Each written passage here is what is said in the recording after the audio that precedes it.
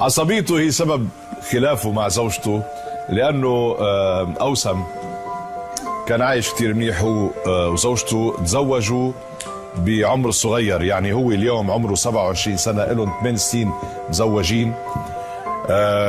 19 سنة هو، زوجته عمرها كانت 18 سنة تقريبا. تمام. تزوجوا صغار، كبروا سوا، وكانوا عايشين على أجمل ما يرام. ولكن تعرفوا في ناس بيصيروا يتدخلوا بحياة الزوجين، خاصة الأهل، وممكن أنه الزوج أحيانا يتضايق من مداخلات أهل الزوجة. هذا ما حصل مع أوسم. أوسم نبه مراته عدة مرات أنه مش عايز حدا يتدخل بشؤونه العائلية، لا أمها ولا أبوها ولا حدا، ولكن هي ما سمعت. بس في مرة استشاط غيظا وقام ضربها الظاهر تقل العيار، خرجت من المنزل ولم تعد، وإلهم إلى الآن سنة مفترقين. طلقتها؟ ما طلقتها. وبعد على عصمتك هي. وين عايشة هي؟ هي عند أبوها؟ تمام. بيت أهلها يعني. وأنت لوحدك وبعدك لوحدك، ما فكرت بغيرها؟ ما فكرت تتزوج؟ لا. طب حاولت انك تعتذر لها، ترجعها؟ خاصة ضربتها انت وهي حامل. تمام. مش هيك؟ يعني كانت حامل بسيف. تمام. ضربتها كتير؟ بعنف؟ شوية. كان ممكن تسقط الولد. ممكن. كان ممكن. لذلك يمكن هي غضبانة عليك كتير.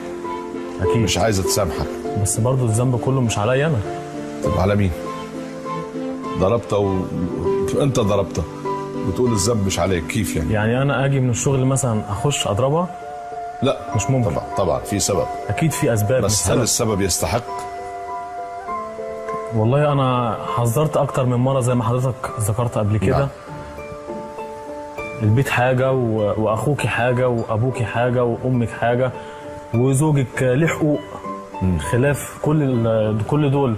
انت بالشو كنت عم تشكي؟ فهي مش مميزه دوت عن ده عن ده عن ده. بس انت من ايش كنت تشكي يعني؟ كيف مداخلات اهلها بالبيت؟ يعني ممكن انتماء لاهلها شويه كتير. كتير. ممكن حد يتدخل في حياتنا وانا كنت رافض دوت. مشاكل من هذا النوع كتير. مش انا انت بعيد عن انت بعيد عن اهلك؟ بعيد، ما بيتعاطوش، ما بيتداخلوا بشؤونكم؟ لا انا ما بدخلش حد. شوف، هيدا الوضع موجود بكل العائلات. انا بعتقد انه الرجل من هالناحية برضو لازم يكون متسامح شوي. يعني معلش، بدك تغض النظر، مش دايما تحط العقدة وكل مرة تضربها. يعني اذا كان حصل ما حصل، يمكن الان تجي وتوعدك وتقول لك انا، يمكن تقول لك انه انا مستعدة واللي انت عايزه، اذا عايز اهلي ما يجوش لعندي خلاص وانا بقطعهم. انما بعدين بالمستقبل ممكن ما يحصل شيء. لذلك انت كمان مسؤول، ولازم يكون في عندك شوية هدوء، شوية نضج، شوية حكمة. بعدك شاب، والشباب بيبقى دمه حامي، بس بدك تروق شوي حتى تحافظ على بيتك. ممكن تقول لها شيء بهالمعنى؟ كلام حضرتك جميل جدا، بس اللي ينفذه. طيب يعني هي مش ممكن. خلينا نشوف اول شو ردة فعلها. يمكن هي كمان مش عايزة ترجع ولا عايزك. خلينا نشوف. نحن بعتنا لها الدعوة الى اسمها رحمة السيد، بعتنا الدعوة الى رحمة، بنشوف سوا.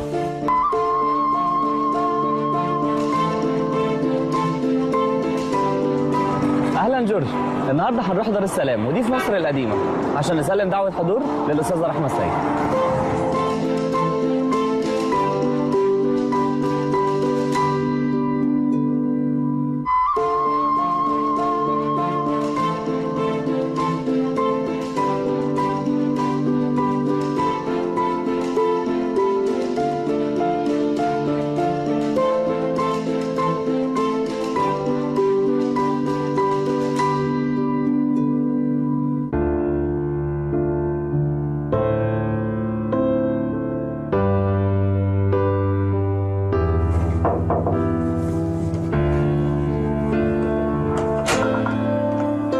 الخير. صباح النور. معاكي مودي من برنامج جورج القداحي. انت استاذه رحمه سيد؟ ايوه. رحمه، انت حضرتك متجوزه وعندك اولاد صح؟ ايوه. حضرتك مواليد 87؟ ايوه. طيب رحمه، دي دعوه حضور لبرنامج جورج القداحي. دور يبقى ايه في البرنامج؟ ده الاعداد هيعرفك كل التفاصيل اللي انت محتاجيها بالتليفون. انت اهم حاجه بس عاوزين نعرفها، قبلتي الدعوه؟ ايوه قبلت الدعوه ان شاء الله، واحنا في انتظارك. حياتهم الزوجيه. خلينا نشوف شو راي رحمه. ننادي رحمه.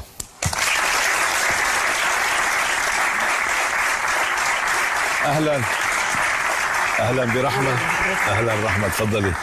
اهلا وسهلا. اهلا بحضرتك. شرفتينا. انت اللي منور. كيف انت منوري. كيف احوالك؟ مصر كلها. تسلم يا عيوني. شكرا شكرا. بس ما بعرف، انت عارفه ليش جيتي لهون؟ لا ما اعرفش بجد، بس هيك جيتي. شويه قابلت حضرتك. تسلمي تسلمي، وان شاء الله تكون المقابله كويسه ان شاء الله. بتمنى انا من كل قلبي يعني. لا وكفايه اذا شفت حضرتك ديت هتبقى كويسه. تسلمي تسلمي تسلمي. الحقيقه هذا البرنامج انا ما بكون صاحب الدعوه، انا بكون الوسيط، انما في شخص اخر هو اللي بيدعي الشخص الثاني اللي زيك. مين؟ يعني في شخص دعاكي. مين؟ لا ما اعرفش. مش عارف، يعني في حدا بيعزك بحبك، وبتفكري بحدا مثلا بيتمنى لك الخير، يمكن مش عارف، مفاجأة بتكون. لا مش عارف. مش عارفة. بدك تعرفي مين؟ اكيد يعني.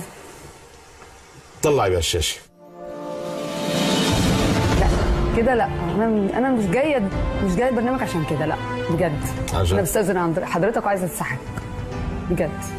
بس لحظة، ما زال جيتي. بدي احكي يعني لا ما زال جيتي كرمالي، بدي احكي انا وياك. ما عشان خاطرك خلص انت بس. انسي الموضوع خلاص. لا. ما هو دعاكي خلاص. بجد انا اتحرق دمي بجد. شوف اللقطه دي حرقت دمي. بليز رحمة عاد. بجد عاد معلش، مسحيها بدقني زي ما بيقولوا عنا في لبنان، مسحيها بدقني خلاص. يعني انا بوضع حالي باوضاع محرجه شوي، بس ماليش بالحكايه، لانه هذا البرنامج الهدف منه هو المسامحه، والهدف منه هو اعاده لفيف العائلات لبعض. بس ما ينفعش مع ده، ما ينفعش بجد. ليش؟ حاولت معاه كتير. ليه؟ بسبب عصبيته. عصبي وعنيف مع الاولاد، ما ينفعش. بيضرب الاولاد؟ ايوه بيضربهم، بيقول هو بيحبهم قوي. فحبه ليهم لو حد انجرح او اتعور بيبقى غبي زياده عن اللزوم. الاولاد بقت تخاف منه، تقول له يا بابا انا اتعورت او اتجرحت. عنيف. انا حاولت كتير اغير فيه، حتى كان عنيف معك، ضربك وانت في رحتي لا حاولت كتير اغير منه، ما ينفعش. طب اخذتيه لعند طبيب نفساني؟ لا هو ما فيهوش حاجه بس. لا العصبي في بده طبيب نفساني. لا بس هو عصبي، عصبيته زياده عن اللزوم. حاولت اغير منه. انفصلنا قبل كده.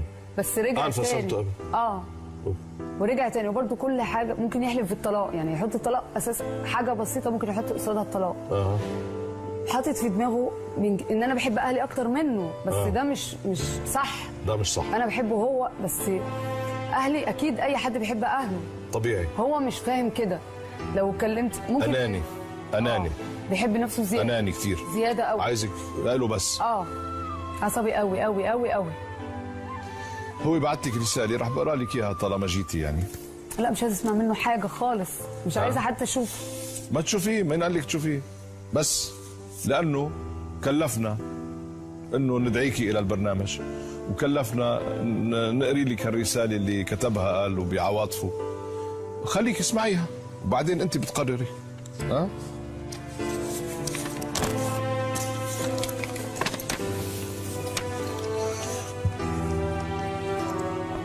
يقول لك: زوجتي الحبيبة رحمة، ربما لم أكتب لك رسالة من قبل ولم أقل لك فيها زوجتي الحبيبة، لكن ها أنا أفعل في برنامج يشاهده جميع الناس. حبيبتي رحمة، تزوجتك في سن صغيرة وتحملنا معا مسؤولية حياة صعبة، ورزقنا الله ببسملة وجود وسيف وتحملنا الكثير، لكن دائما كنت أعاني من تدخل أهلك في حياتنا كما كنت أنت تعانين من عصبيتي. يا رحمة، أنا أعرف أنني عصبي وأقول لك أمام الجميع أنا آسف على عصبيتي وآسف على ضربي لك، لكنك تعرفين أيضا أن حياتنا يجب أن تكون ملكنا وحدنا دون أن يتدخل أحد، وأننا يجب أن نكمل حياتنا مع أبنائنا وليس كل منا في مكان. سامحيني يا رحمة، ودعينا نبدأ صفحة جديدة بيضاء تماما ننظر فيها إلى أولادنا، ونحن نقسم أن نتحمل أي شيء من أجل أن يتربوا بيننا في منزلنا الذي ينتظر أن تعودي إليه. يا رحمة، أنا أعدك أمام الجميع ألا أفقد أعصابي أبدا، وأن أضعك فوق رأسي، وأن أكون نعم الأب لأولادنا. فسامحيني والمسامح كريم.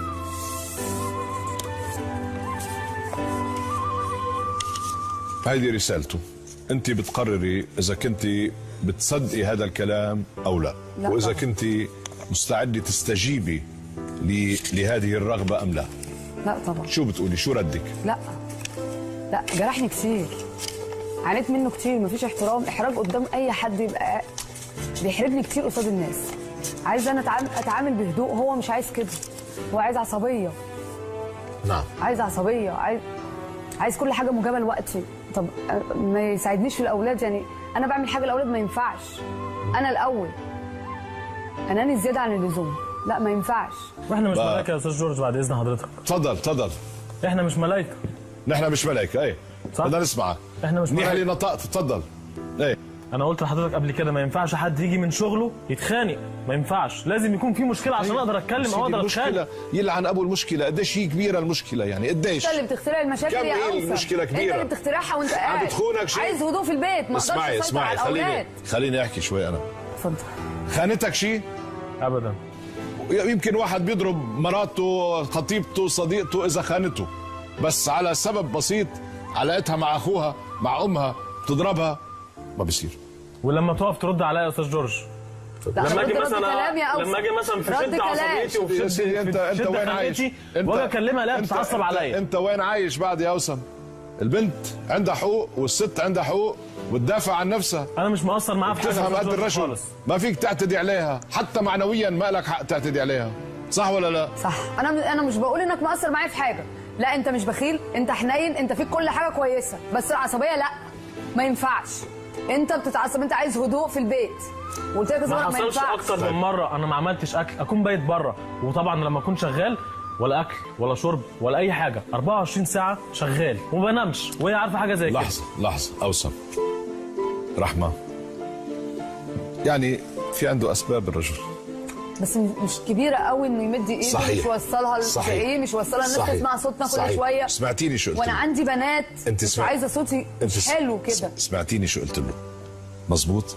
هلا سمعنا وجهتين نظر. نحن انت قادره مثلا انه تشوفيه مثلا لما يتنرفز، قادره تجي مثلا بدل ما تناقشي معاه وتحتدي معاه تقولي له يا حبيبي روق، وتاخديه تحضنيه وتبوسيه. ما ينفعش معاه، ما ينفعش معاه، عصبي. فاذا حاله عصبي ميؤوس منها. عصبي. حاله ميؤوس منك انت، عصبي زياده عن اللزوم. معلومه لحضرتك، وانا عصبيه، هي يعني متكبره شويه او يا سيدي بتعرفها كان عمرها 18 سنه. يعني يعتبر متربيين مع بعض.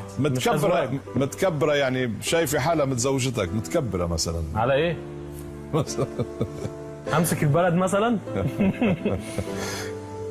رحمه ليك وصلنا لهون، يعني لفينا ودرنا ورحنا وجينا والمطلوب واحد.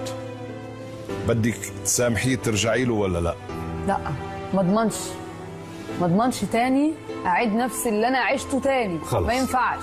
انا رح بعطيك فرصه اوسم دقيقتين تقول لك كل اللي عندك، عسى ولا علا. قالت ما بضمنش. تفضل. بالنسبه لي انا نعم، انا كان كل مشكلتي ان انا بعاني من اهلها وارتباطها. خلاص لا خلاص بابا انفصلي عنه خلاص. شفت؟ اطلبي الطلاق. اعذرني بقى. اوكي، واخلعيه. اعذرني. اوسم انت جاي لهون، احكي لها شو بدك تحكي لها البنت. خلاص تفضل. عايزني ارجع له؟ لا خليه يحكي. يعتذر له قدام الناس كلها، هو ما بيعتذرش. انا بشوف. تفضل.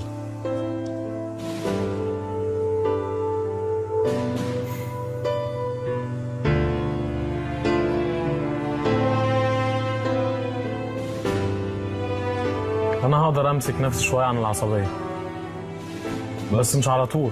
يعني ما ينفعش ان ما ينفعش ان انا رحمه يعني... بس دمه خفيف. فيك تقولي دمه مش خفيف؟ هاجي على نفسي بس مش كتير عشان مابقاش كداب. اسمع، هي هلا خلق مش عم تحكي مسكينه، نسيت العصبيه. قال انا برجع له اذا اعتذر امام الناس كلها. بقى تفضل. انا عارفه مش هيعتذر، هو كده، هو طبعه كده، هو طبعه كده، ما بيعتذرش. ما هو عم بيجمع الكلمات رؤي، هو عم بيجمع افكاره ويجمع الكلمات. خلينا نشوف حيقول ايه. تفضل. وبعد ما اعتذر لها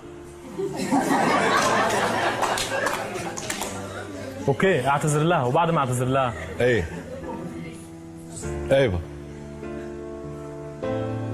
طيب شو بدك؟ سأل سؤالك شو هو؟ بعد ما تعتذر لها ايه يعني؟ يعني هيبقى في حل للمشاكل دي ولا مش هيبقى في حل للمشاكل؟ ده في ايدك انت مش في ايدي انا. اول شيء اعتذر لها بعدين بنشوف. اول شيء اعتذر لها؟ نعم بعدين نحكي.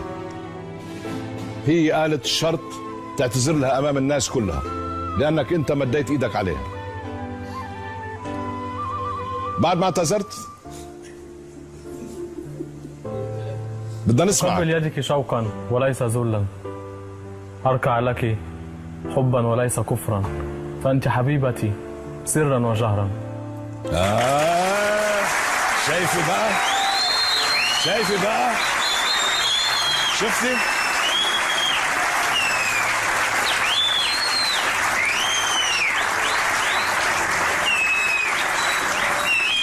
شاعر برضه. ده جديد ده. شاعر. مش اوسم. ده مش اوسم. الحمد لله اذا صار جديد، بس لسه بعد في عنده. كمل تفضل. بعدك ما اعتذرت؟ بعدك ما اعتذرت؟ برضه ما سمعتش. بدك تقول اسف ليكي.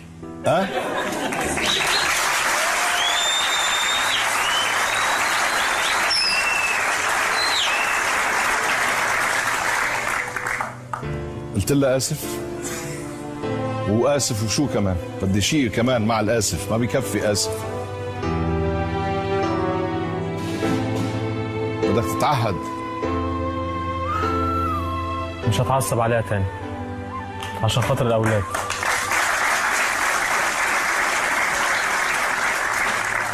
والبكسر ايدي اذا امتدت عليها. طب عشان خاطر انا، يعني الاولاد بس؟ وعشان خاطرك. وين بكسر ايدي ان اتمدت عليك.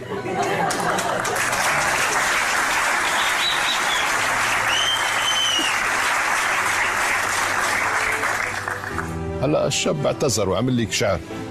هلا ما بعرف اذا كان لمين هذا الشعر اللي قلته. لا اوسم بس. انت كتبت؟ انت كاتب هذا الشعر؟ شو قعدت كل هالسنه عشان كتبت البيتين؟ شليل. طيب رحمه، ساعة الحقيقة الآن. بدك ترجعي، هذا قرارك وهي حياتك. هلا مزحنا وضحكنا وحكينا وأوسم بس المهم هيدي حياتك. بدك تلاقي إنه في أمل بعد. يعني هلا أنتم تعلمتوا بهالتجربة سنة، بفتكر اثنينكم تعلمتوا. أنت من جهة وهو أكيد تعلم من جهة تانية. بقى بتحبوا ترجعوا العيلة وترجعوا لبعض، بدكم تفتحوا صفحة جديدة وتغيروا أسلوب تعاطيكم مع بعض. أنت شوي خففي من أهلي، هو مش حيعصب، ما تخلي له مجال للتعصب حتى تحافظي عليه. أخطاؤه مش كتير كبيرة، في كتير رجال بيعصبوا، بس هذا مش خطأ فادح، في أخطاء أكبر من هيك. إيه رأيك؟ شو؟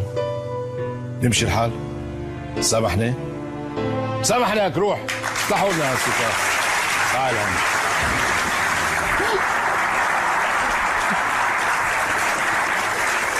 تعال هنا.